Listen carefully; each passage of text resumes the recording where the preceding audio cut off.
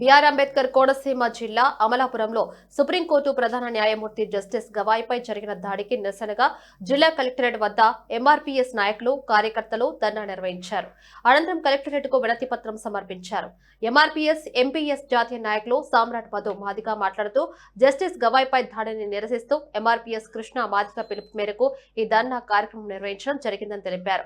దాడి చేసిన వారిని శిక్షించి న్యాయ వ్యవస్థను రక్షించాలని కోరారు.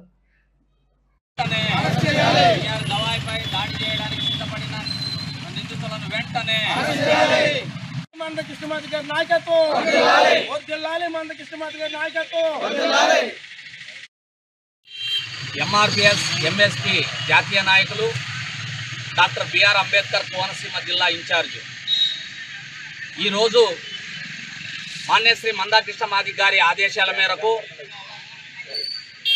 5-6 తేదీల్లో జరిగినటువంటి సుప్రీంకోర్టులో విచారణ జరిగినటువంటి పరిణామాల్లో 6వ తేదీన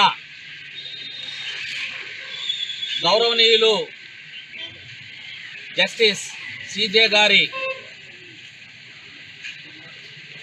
బిఆర్ గవాయ్ పైన బూటుతో దాడి చేయడానికి సిద్ధపడినటువంటి కిషోర్ని అతని వెనకలున్నటువంటి శక్తులన్నింటినీ కూడా సుమోటో కేసు కింద నమోదు చేసి వెంటనే